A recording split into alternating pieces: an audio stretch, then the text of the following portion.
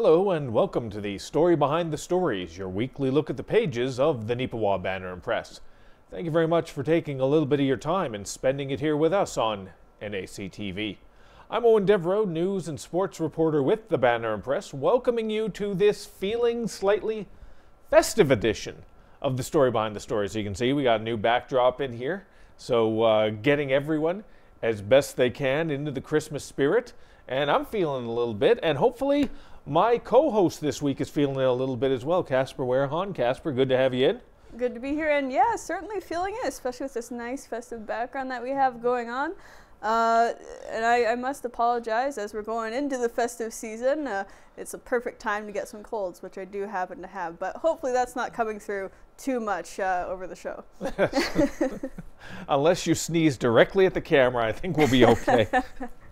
But this week's edition of the Banner and Press, a really interesting little hodgepodge of different stories we're able to get from different individuals as well. You're going to see many bylines in there from different people this week, always starting with the front page.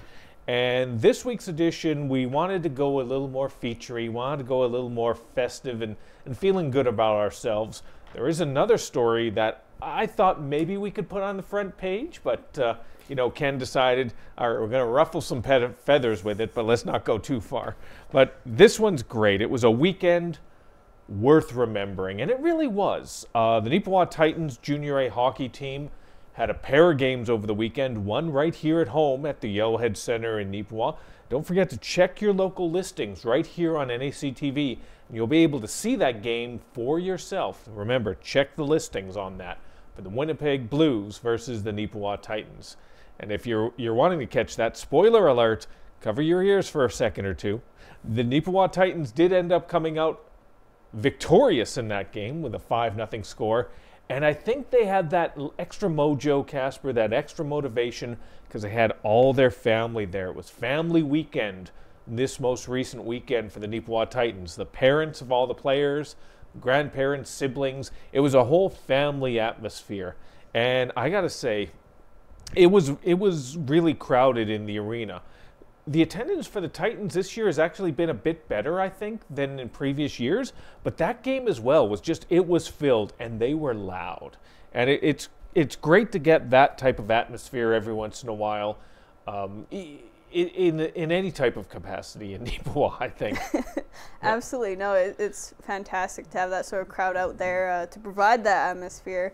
It really just hypes things up that much more, and I think in this case with the sport, it really encourages the players to go out there and just give a little bit extra too. Yeah, because Neepawa historically, and I don't think I'm telling any tales here, historically at sporting events is very polite. You know, it's sort of like hands folded over, you know, oh, something amazing happened, good for you, good show. Yep. We're just happy everyone's having fun. But the families really amped up that energy, and the players feed off it. So it was wonderful. And then they traveled down the Portage La Prairie for a game on Sunday, and so did the families. They got on a couple buses, they headed down there, they were hooping and hollering and yelling and screaming, and it powered the Neepawa Titans to another win. They were able to beat Portage in Portage. So they're on quite the little streak here. They've won 5 of their last 6 games. They had won those 2 games. And spoiler alert for next week's edition of the Banner and Press, just before we went on air and just after our publication deadline on Wednesdays, the Neepawa Titans traveled to Verdun to play a game, and they won in overtime in Verdun. So they've got 6 of their last 7 games. They've won 3 straight. They're really on a roll right now. So hopefully you'll be able to support the team and head on down to the arena. And if not, remember, check your local listings right here on NACTV for every single solitary home game. But it was great. The billet coordinators, Tara McCarty and Tammy Dudenhofer, they're the ones that organized the whole thing, and they turned it into a whole big spectacular. Last Thursday was American Thanksgiving, and we have a few American players, so we tried to celebrate that with them as best as possible. They had festivities at the Legion Hall, a big breakfast, a walking tour of the community. Fortunately, the weather was nice enough that you could do that and still feel pretty good about it. So it turned into a whole big thing, and that was fantastic to see, because it's not just about sport. It's about showcasing our community to these people from places such as Alberta, such as Saskatchewan, such as well Arizona. We have American-born players as well as Northwest Territories, showing all these people who have never been to Neepawa themselves what our community has to offer and putting our best foot forward. So it was really a lot of fun from the bits and pieces I've heard.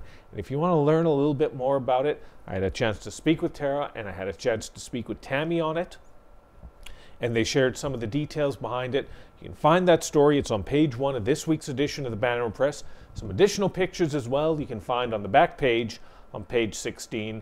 Even if you're not a sports fan, this is just a community type thing. So hopefully you'll take a moment or two and learn a little bit about it yourself. We talked at the start of this episode about everybody's getting into the Christmas spirit. As you can see, we're trying to get into a little bit of those festivities as well. And a big part of the holidays, a big part of Christmas is giving. Giving to those, perhaps, who can't give to themselves. And there's several great stories we're able to share with you on that this week. First of those, you can turn on to page 2 of this week's edition of the Banner Press. I spoke with Harris Pharmacy and Heather Todoruk about their little tradition that they do. It's their little annual toy and food drive. They know that people out there maybe can't get all the little things that some of us maybe take for granted during the holiday season, like toys for the kids or a nice meal. Let's be honest. I mean, as much as we love to cheer for our community, it's not perfect. No community is. And there are those that go without in our community at night. So whatever we can do to help them in any way, shape, or form is very important. That's why Heather and the staff over at Harris Pharmacy do this. They put together the toy drive. You can bring in just right at the front desk and drop off a toy, an unwrapped toy, or a non-perishable food item. Or, and again, we've talked about this in the past, Casper, as well, about when people hear non-perishable food items, they always think cans and all that. But they need to think beyond it as well, like little things like toilet paper, paper towels. Those types of things as well can make a big difference, especially paper towels. Those things are expensive nowadays. Absolutely, yeah. There's a whole bunch of things I'm sure that the Salvation Army or Neepawa Community Ministry Center would be happy to accept. And I believe they post more information about that on their social medias, or I'm sure anybody at the center there would be willing to talk a bit about it if someone drops in. So that's right. And the important thing as well is if you're seeing this before December 5th, Harris Pharmacy is going to be the sponsor for the night for the Neepawa Titans' next home game, which is December 5th against Wehrhahn. And they are going to have their toy drive and food drive campaign set up at the arena. So you can come in, watch the game, hopefully drop something off for those in need, because there is a need. And it's wonderful to see businesses like that supporting the Salvation Army and Neepawa Ministries program. But the Neepawa Ministries program does so many other things on their own as well. And Casper, you've got a couple of those in this week's edition of the paper, don't you? I sure do, yeah. I had a great sit down and talk with Amanda Nightingale, the director there at the center, on a few different topics. One that does touch on what we talked about before with the Harris Pharmacy story. But the first one here, of course, has to do with the Kettle campaign. This is an annual fundraiser, as many will know, to get funds together for the Community Ministry Center, and it goes towards a bunch of different things. The primary thing is to offset costs of the Christmas hamper program, but it also goes towards different operational things within the center, such as the food bank or whatever other programs that they put forward need that money.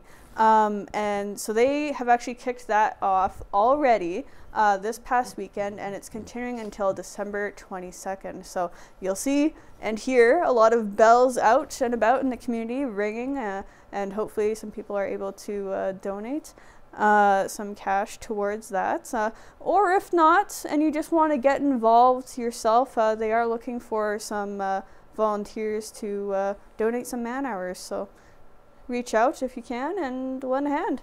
And of course, the most important thing about that as well is sometimes people get bogged down by amounts of donations. It's like, I can't do this, I can't do that. Always remember, this is very important. Every dollar counts, even if it's just a loonie, even if it's a toonie, whatever. It all adds up. Let's talk about that. I mean, if everybody in this community contributed $1, right now we'd have about, if we're being honest, even though it's not officially official, we'd probably have $6,100 we'd be able to donate to this program. If everybody chipped in a toonie, that's 12,000, just over 12,000. Just imagine all the good that can be done just from that, just from your toonie. Everybody chips in a little bit, the work gets done. So hopefully you'll keep that in mind. And a perfect example of that is in our other story as well, because the next generation, the younger students at NACI and the Hope Group, see the value in those little incremental, every little bit counts. And Casper, you've got a great update that we've already had in the paper, but expanded upon in this week's in terms of that. Yes, Amanda talked a little bit about that in our chat as well, giving a bit more of an update on that. And the Hope Group, in total with what they brought in and the monetary donations they were able to get as well, I believe was from the Neepawa Gladstone Co-op. Once everything was said and done, they had about 3,900 pounds of food all brought together for the Neepawa Community Ministry Center, and that was very well-timed donation indeed. Amanda noted that the shelves there were getting a little low, which isn't necessarily out of the ordinary for this time of year. This is kind of around that time where things start to get a little bit low on occasion, but there has been increased usage of the food bank over the year, which seems to be an ongoing trend, of course, from previous years. And that's actually something that they're expecting to see potentially in the Christmas hamper program as well. So very well appreciated donation from the Hope Group, and hopefully they can continue, and I'm sure they will, bringing in more for the center there to provide that service continually for those that need it. And that goes throughout the month of December. We know we have the Christmas hamper program here, but the food bank is essential. So that's why that's open, even with the hamper program there. But the Christmas hamper program is still an essential staple as well. So there's some information there too about what they're looking for and all of that. So definitely be sure to give that a thorough look over in the paper. It's really nice to be able to follow that up. We did have some information in a previous edition of the Banner Press. It was essentially the picture and a cut line that went with it. We were able to expand out on that. And again, this show talks about the little behind the scenes stuff. We had a few people who are a little under the weather, and a few people that have other things on the go right now. Not going to delve too deep into those things. So, you know, that's the way it is in a small town paper. You know, it's the next person up, as it were, on these types of things. And eventually the work gets done. So that's why, you know, it's in this week's edition. You know, there's only so much we can do, people. We're not machines, all right? All right, maybe we'll just, as opposed to my normal tirades, I'll just move on to the next thing as well, because there's no reason for a tirade in this week's paper. This is 16 pages of just information of value from our community. And this is one as well that's been going on for a little while in terms of some uncertainty for a local nonprofit, CATS TNR. They're going through a little bit of housing uncertainty at this moment. Some changes have occurred. The rental agreements with the people in the facilities that they were in. Some changes are being made at the end of the year and into 2024. They have to find new residences. So, Casper, you had an opportunity to learn a little bit about what's going on and what hopefully is going to need to be done to sort of keep that organization on the go. Yeah, I spoke to Lila Hildebrand, I believe it was, on that topic, and learned a little bit more about what's going on with Cats TNR. As Eoin said, they're looking for a new home, have been for a while, since earlier this year, and are preparing to move out and are currently in the process of completing that. They're moving out of 2 different buildings here, and they're looking for a new one. It's an ongoing process, and they're trying to work with council a little bit on this too, to see if potentially they can get some variance on a potential shelter building as well. And I wish them luck, I really do.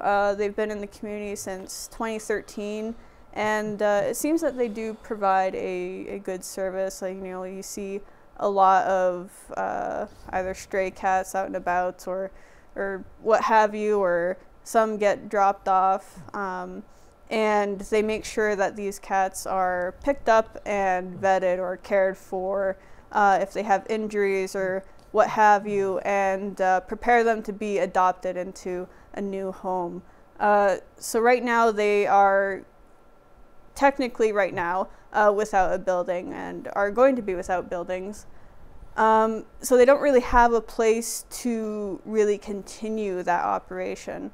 So what they're doing right now is they have a bunch of people, as they normally would, fostering some different animals to help with that in the meantime, and are moving supplies into some storage units. Now, they don't have a building in mind right now, but hopefully something turns up. The interesting thing here is perhaps if you don't pay attention to this organization or something along those lines, you're wondering, well, there's plenty of open spaces here downtown. There's plenty of buildings where you can do something like that. Why don't you just rent one of those? Well, again, with an organization like Cats TNR, there are, as Casper said, certain variances and bylaws that have to be followed. It's not like you can just get a store where, you know, they used to be a coffee shop or a grocery store and put them in there. No, there are certain requirements that an organization must fill in order to properly house these types of animals in a caring manner. So it's not just as simple as that. And plus as well, let's be honest, I mean, a lot of the places that are up for rent right now probably kind of costly. And if you're a business, I mean, maybe you can afford to do something like that. But when you're a nonprofit like this, run through volunteers, it does get a little bit harder. So they're trying to figure it out.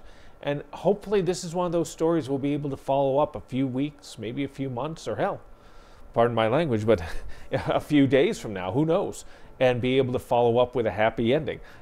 Sort of cursed under my breath there. My apologies for those, especially during the holiday season. I do apologize.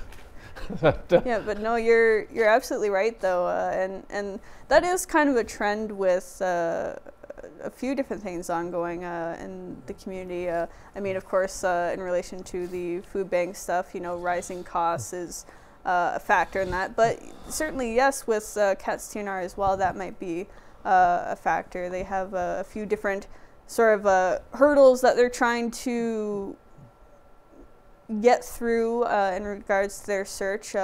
Cost being one of them, for sure, since they're a volunteer organization and they're primarily funded through donations from the community. Yeah. They don't really get grants so much because it's mainly for operational expenses. They have to have something more specific if they were to get a grant.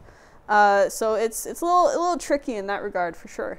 What's kind of interesting, and then we look, if you can find page 16 in this week's edition of the paper, you can almost see the other side of that coin in regard to an organization that has a new home, and that is Neepawa's Men's Shed. If you're a loyal and consistent follower of the Neepawa Banner Press, you know a lot about the Neepawa Men's Shed. Casper's been covering that story and that organization throughout the years. It's wonderful to see these individuals coming together as a collective and helping out in the community.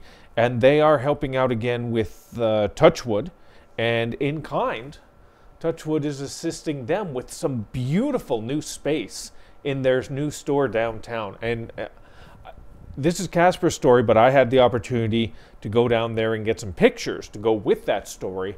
And wow, that space is so expansive. It really is a nice setup they got down there. Yeah, looking at the photos, it certainly seems to be. And thank you once again for being able to go down and get those photos for me. I happened to be out of the office that day, unfortunately, but yeah, the new space looks great. It's working really well for them. I was able to get in touch with Colin McNerney there, who is a representative of the Neepawa Men's Shed.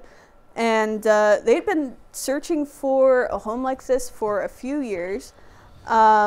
They've always sort of wanted a place where it's easily accessible for all of their members to get to, whether they want to be woodworking or just sitting and having a chat, having coffee. And this really is fitting the bill for them. They had first contacted Touchwood a couple years ago on this, but unfortunately just didn't mesh quite well at the time. But they reached out again recently, and they were able to pull this together. So they are in the Touchwood store building now, which is open now. Again, we had that story in a past paper and did some coverage on that. Just down the road here from us on Mountain Avenue. I don't remember. 200 or 300 block of Mountain, right? Somewhere around there, yes. I know. Oh, yeah, 296 Mountain Avenue. There we go. Yep. So yeah, just right down the road from us. Yep. Oh yeah, right close to the Giant Tiger. Yep. And right across from, essentially from Arts Forward. So, for those of you that don't remember, like me, who don't really remember the addresses of anything, just remember, oh, it's next to so and so. Yep. Like that's the thing. Whenever I go to Winnipeg, I have no idea. I have friends in Winnipeg. It's like, okay, you know, I live on so-and-so street. That doesn't help me. But if they go, turn left at the Burger King, oh, you mean that Burger King? Oh, okay, I know exactly where you are. Okay, no problem. Yep, no, that's exactly how I am too. I mean, if I'm going out of Neepawa, I like to have an address so I know I can like punch it in somewhere. But if I'm in town, I'm like, I don't remember street addresses. I just like know where things are, and if it's next to that, then I know where it is. I know technology has made that a little bit easier for us, but I'm from the old school where you had to write down your instructions or you had to remember. Mm-hmm. You turn left at the McDonald's, you turn right at the pizza place, and you're there. So. Yep, but no, they've been fitting in really well there. They're enjoying the space quite a bit. And members from the Men's Shed have been making some items for the Touchwood residents to work on, paint, etc., and put in the store there. So you can actually go down there and purchase some of the work that the Men's Shed is putting out. That's right. And again, you can find that on page 16 of this week's edition. I'm going to talk a little bit now about a story Ken Waddell was able to chase down for us. And this is the story actually I referenced a little bit earlier in the show, where I thought, you know, maybe this one could be on our front page, because it is a very significant, important story, not just for Neepawa, but for the entire region. And in regards to ER closures in some rural communities and the impact that has on the remaining ERs that stay open and operational. Good example of that, Neepawa's emergency room.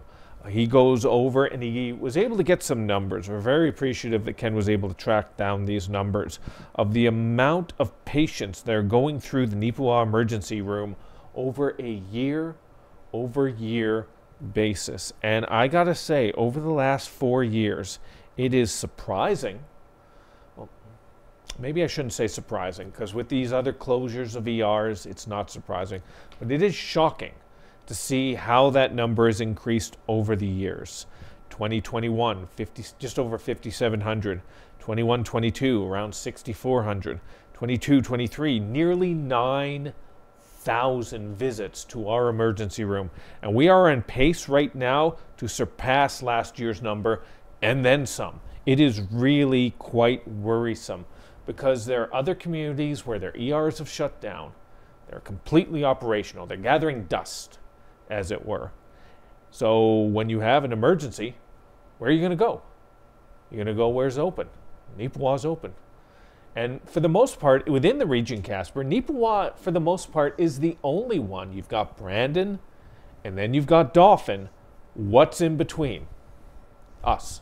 Yeah, there obviously were closures within the coverage area that we serve over the years that have contributed to this.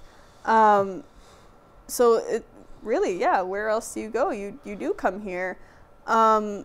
And while we do have a new hospital in the works, we don't really have anything else larger until then.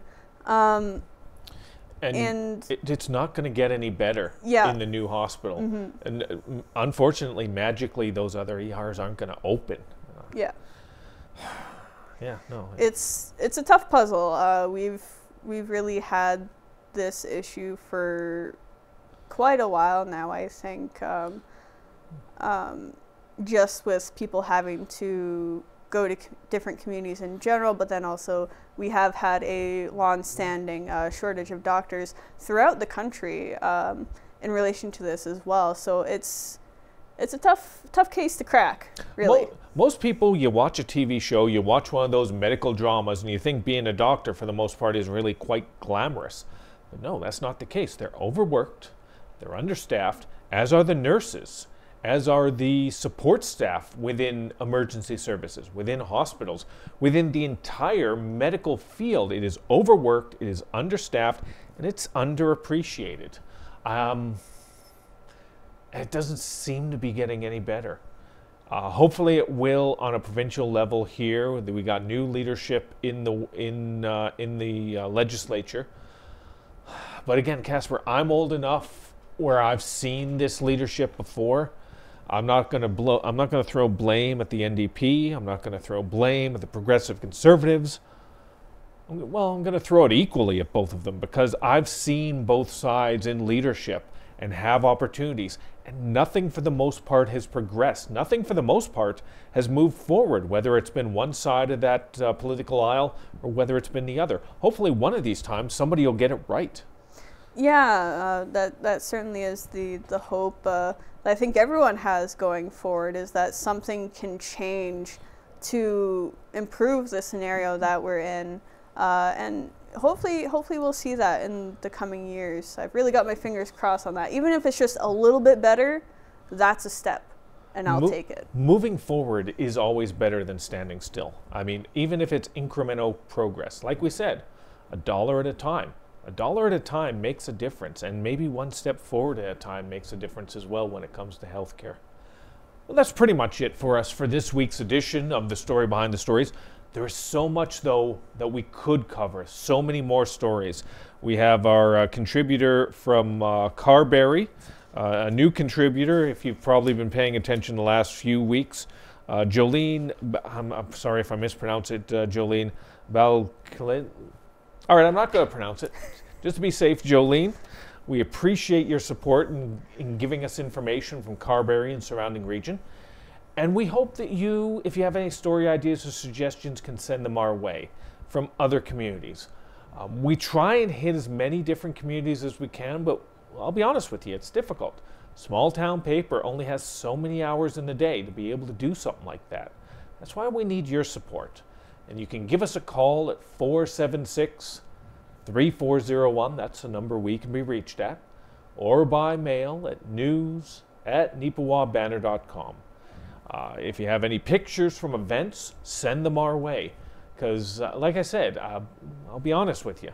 If there's an event going on in Neepawa, there's an event going on in Gladstone at the exact same time, chances are we're probably going to have to cover the Neepawa event. That's the reality of it. But we still want to support Gladstone. We still want to support Minnedosa, St. Rose, Carberry, all those communities and all those in between. So hopefully you'll keep us in mind and sort of keep us in the loop on this, especially during this holiday season. So many different things on the go. We'd love to be able to share your stories with everyone. So again, Casper, great to have you in. Hopefully you're feeling a little bit better heading into the weekend as well. Absolutely. Thank you. And good to be here once again, and looking forward to another one in the future. And again, thank you as always. We wouldn't be here if it wasn't for you. And we do appreciate your support at the Neepawa Banner Press. And have yourself another great week.